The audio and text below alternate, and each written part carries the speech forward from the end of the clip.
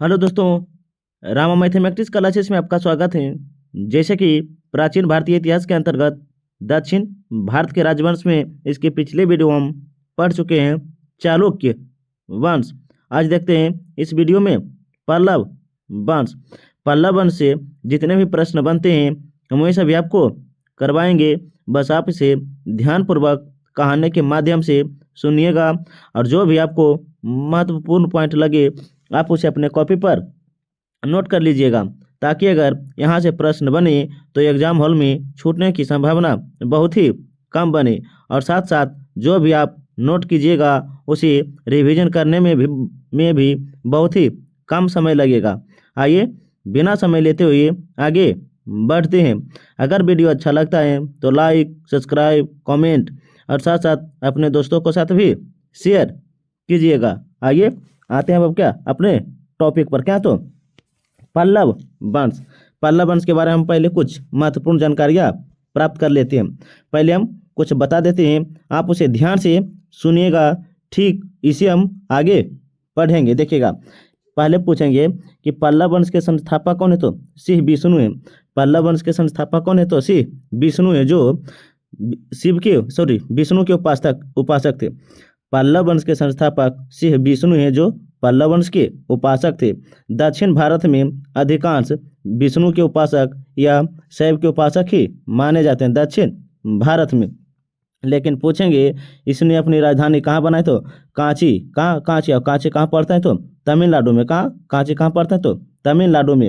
और इसकी जो भाषा थी पल्लवों की जो भाषा थी क्या थी, संस्कृत थी। क्या थी, संस्कृत थी। आप इसे ध्यान से याद रखिएगा। लेकिन यहीं पर पूछेंगे, देखिएगा कि श्री विष्णु धर्म का अनुयायी था। श्री विष्णु धर्म का अनुयायी था। लेकिन यहीं पर पूछेंगे कि पल्लव वंश में कुल कितने शासक हुए, तो देखिएगा पल्लव वंश में श्री विष्णु, एक मिनट देखिएगा क्या बोले हैं, श्री विष्णु शासक हुए। कौन, तो श्री विष्णु, महेंद्र वर्मन प्रथम, नरसिंह वर्मन प्रथम, नरसिंह वर्मन द्वितीय, नंदी वर्मन द्वितीय, नंदी वर्मन तृतीय। लेकिन पल्लव वंश के अंतिम शासक जो माने जाते हैं अपराजित वर्मन माने जाते हैं। कौन थे, अपराजित वर्मन माने जाते हैं। आप इसे ध्यान से याद रखिएगा। आइए देखते हैं आगे। लेकिन इसी में पहले सुन लीजिएगा जो भी हम आपको बताते हैं। देखिएगा, पल्लव वंश के संस्थापक कौन है, तो श्री विष्णु है। पल्लव वंश के संस्थापक कौन है, श्री विष्णु है, जो वैष्णव धर्म का अनुयायी थे।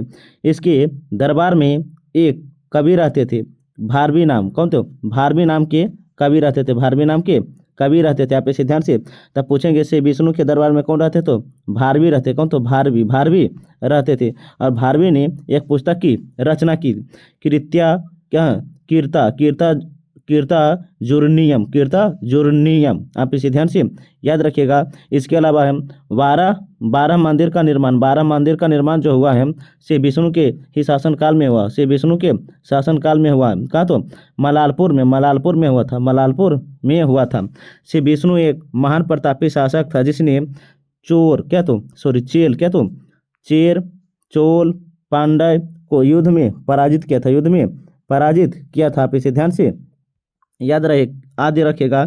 इसके बाद श्री विष्णु के बाद आता है महेंद्र वर्मन प्रथम। जो महेंद्र वर्मन उसका पुत्र था, किसका, तो श्री विष्णु का। आप इसे ध्यान से याद रखिएगा। ऐसी के शासनकाल में मत विलास प्रहसन की रचना हुई थी। आप इसे ध्यान से याद रखिएगा। पुलकेशिन द्वितीय ने, क्या बोले, महेंद्र वर्मन के शासनकाल में चालुक्य नरेश पुलकेशिन द्वितीय ने आक्रमण किया था। और महेंद्र वर्मन को किसने हराया, तो पुलकेशिन द्वितीय ने हरा दिया था। लेकिन नरसिंह वर्मन प्रथम ने पुलकेशिन द्वितीय को हराया था। देखिएगा क्या बता रहे हैं, पुलकेशिन द्वितीय, क्या बोले, पुलकेशिन द्वितीय जो थे किसे हराया था, तो महेंद्र वर्मन प्रथम को हराया था।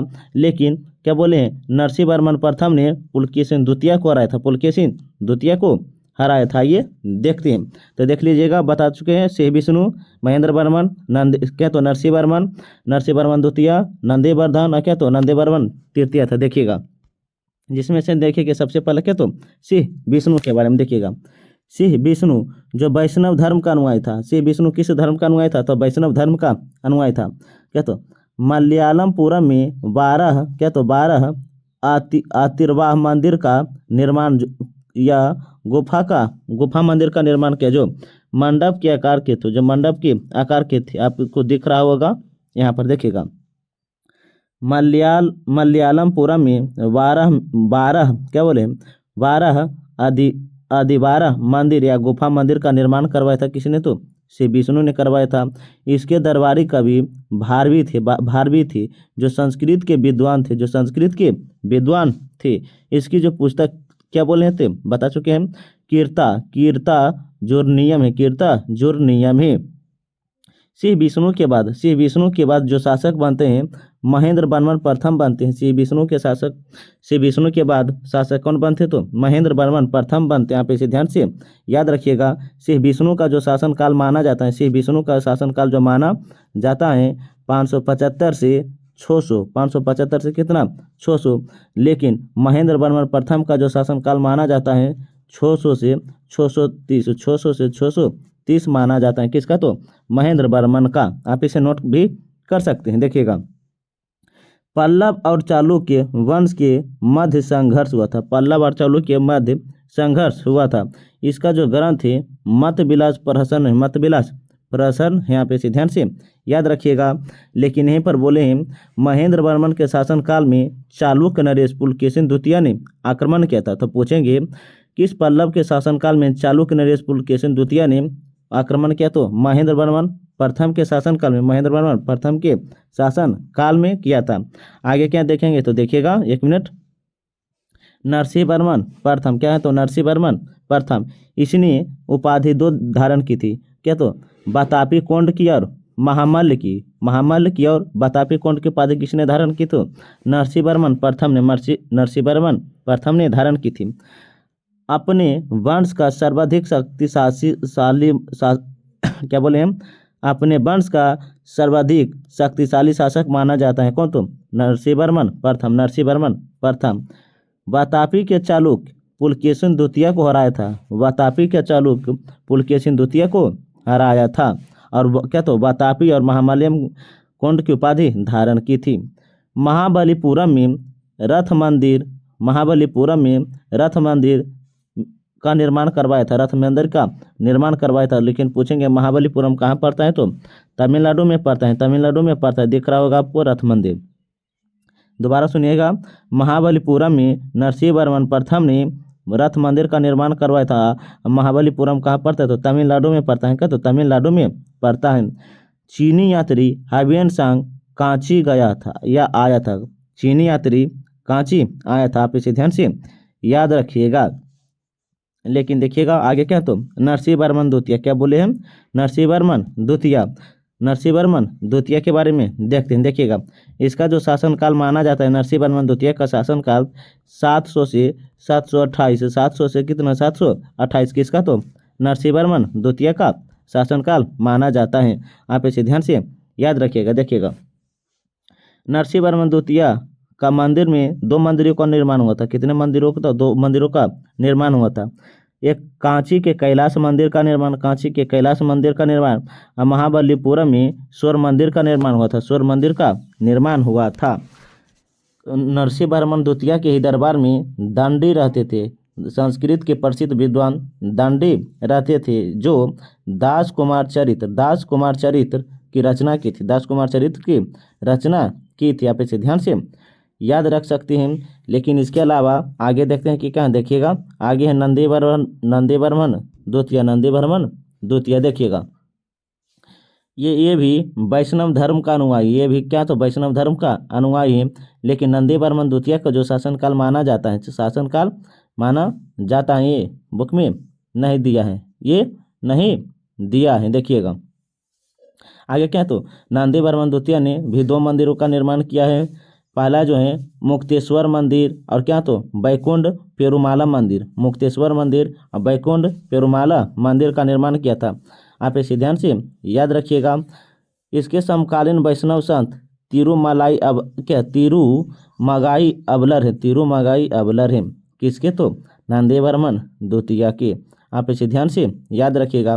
लेकिन पूछेंगे पल्लव वंश के अंतिम शासक कौन है? तो अपराजित बर्मन था, अपराजित बर्मन था, अपराजित बर्मन था। आप इसे ध्यान से याद रखिएगा। आइए देखते हैं कि आगे क्या। तो पल्लव स्थापत्य कला का प्रसिद्ध, देखिएगा, पल्लव वास्तुकला की दक्षिण द्रविड़ शैली का आधार है, दक्षिण द्रविड़ शैली का आधार बनी है। दक्षिण भारतीय वास्तुकला के प्रमुख अंग हैं मंडप, रथ, विशाल मंदिर। मंडप, रथ और विशाल मंदिर है। आप इसे ध्यान से याद रखिएगा। इसके अलावा देखिएगा, महेंद्र क्या, तो महेंद्र वर्मन की शैली पत्थरों को काटकर गुहा मंदिर का क्या, तो गुफा मंदिर का निर्माण कराए, जिन्हें मंडप कहा जाता है। यहाँ गुफा होगा क्या, तो गुहा मंदिर या गुफा मंदिर, देखिएगा, गुहा मंदिर का निर्माण किया, जिन्हें क्या, तो मंडप कहा गया है। क्या, तो ममल शैली, क्या, तो ममल शैली नरसिंह वर्मन प्रथम ने, ममल शैली नरसिंह वर्मन प्रथम के काल में दो प्रकार के स्मारक बने। एक गुफा मंदिर जो मंडप था, और दूसरा एक क्या, तो दूसरा जो है एकारम मंदिर, एकासम मंदिर जो रथ थे, एकासम मंदिर जो रथ थे।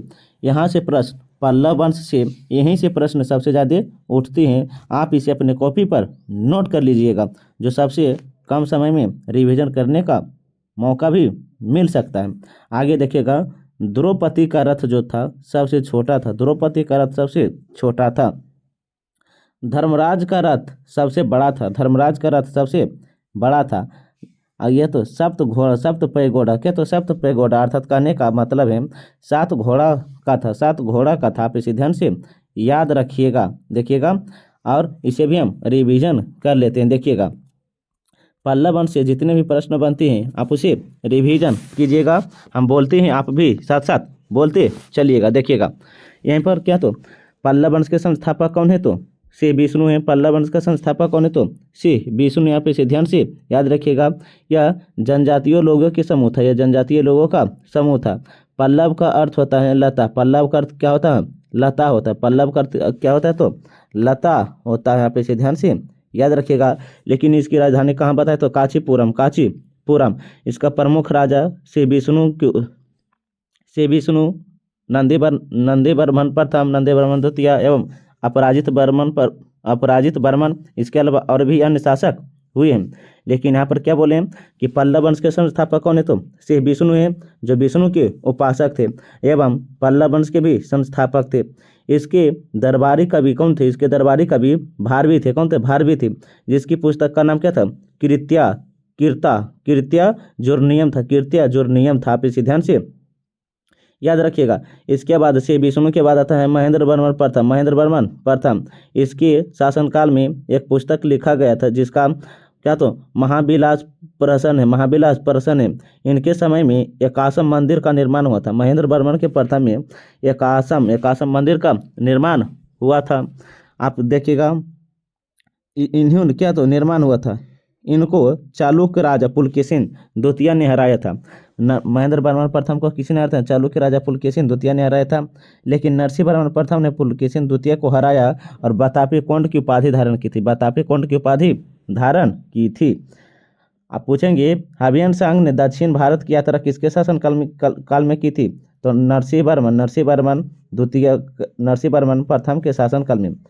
हाबियन सांग दक्षिण भारत की यात्रा किसके शासनकाल में, तुम नरसिंह वर्मन प्रथम के शासनकाल में। इन्होंने महाबलीपुरम शहर की स्थापना की, इन्होंने महाबलीपुरम शहर की स्थापना की। किसने, तो नरसिंह वर्मन प्रथम ने। इन्होंने रथ प्रकार के मंदिरों का निर्माण किया था, रथ प्रकार मंदिरों का निर्माण किया था, तथा इनकी संख्या कितनी थी, 8 की संख्या कितनी थी, 8 थी। आगे देखेंगे, परमेश्वर वर्मन प्रथम। आप इसे लेकिन यहाँ से प्रश्न पूछते हैं कि परमेश्वर वर्मन प्रथम किस वंश के शासक थे, तो पल्लव वंश के थे, पल्लव वंश के थे। नरसिंह वर्मन द्वितीय ने राजर्षि की उपाधि धारण की थी, नरसिंह वर्मन द्वितीय राजर्षि की उपाधि धारण की थी। आप इसे ध्यान से याद रखिएगा। लेकिन यहीं पर पूछेंगे, नरसिंह वर्मन द्वितीय के शासनकाल में 2 मंदिर का निर्माण हुआ, एक कैलाश मंदिर का निर्माण और दूसरा है तटीय मंदिर का निर्माण, जिसे कांची का मंदिर कहा जाता है या सोरा का मंदिर कहा जाता है, जिसे सोरा का मंदिर या तटीय मंदिर भी कहा जाता है। यहाँ पे ध्यान से याद रखिएगा। नरसिंह वर्मन द्वितीय के दरबार में एक कवि रहते थे, दंडी, कौन तो दंडी। इन्होंने 2 पुस्तक लिखी, कितने तो 2 पुस्तक लिखी थी दंडी। आप पूछेंगे कि दंडी 2 पुस्तक कौन कौन लिखे थे, आप उसे ध्यान से याद रखिएगा। एक है दास कुमार चरित्रम, दास कुमार चरित्रम।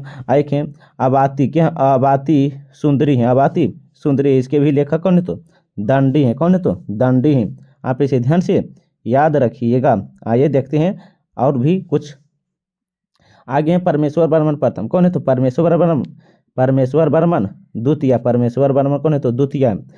इनके समय क्या तो बैकुंठ पेरुमल मंदिर का निर्माण हुआ है। इसके ही समय में परमेश्वर वर्मन के द्वितीय, परमेश्वर वर्मन द्वितीय के शासनकाल में ही बैकुंठ पेरुमल मंदिर का निर्माण हुआ था। आगे हैं नंदी वर्मन द्वितीय, नंदी वर्मन द्वितीय। कांची में मुक्तेश्वर मंदिर और बैकुंठ पेरुमल मंदिर का निर्माण हुआ था किसके शासनकाल में तो नंदी वर्मन द्वितीय के ही शासनकाल में। इसके अलावा क्या तो देखिएगा क्या तो दंती वर्मन, दंती वर्मन द्वितीय, दंती वर्मन द्वितीय, दंती वर्मन द्वितीय के शासनकाल में देखिएगा विष्णु का अवतार की उपाधि धारण की थी। विष्णु का अवतार की उपाधि किसने धारण की थी तुम दंती वर्मन द्वितीय ने, दंती वर्मन द्वितीय ने। विष्णु का अवतार की उपाधि किसने धारण की थी तो दंती वर्मन द्वितीय ने। लेकिन पूछे गए विष्णु का उपासक कौन था तो शिव विष्णु था, शिव विष्णु था, लेकिन अपराजित। आगे हैं पल्लव वंश का सबसे अंतिम शासक कौन है तो अपराजित है, अपराजित है, अपराजित है। चोल वंश का आदित्य प्रथम, आदित्य प्रथम ने इसे हराकर कांची पर अपना अधिकार कर लिया था, अपना अधिकार कर लिया था। पल्लव वंश से जितने भी प्रश्न बनते हैं हम वो सभी आपको करवा दिए हैं। आप पुनः एक बार इस क्लास को दोबारा देख लीजिएगा ताकि जो हम बोले हैं और जो भी पढ़ाए हैं एक ही वीडियो में पल्लव वंश से बनने वाले प्रश्न सभी एक ही वीडियो में याद हो सके। अगर वीडियो अच्छा लगता है तो लाइक, सब्सक्राइब, कमेंट और साथ साथ अपने दोस्तों के साथ भी शेयर कीजिएगा। तब तक के लिए पढ़ने में मस्त रहिए, ज़बरदस्त रहिए। हम मिलते हैं अगले वीडियो के साथ। जय हिंद, जय भारत।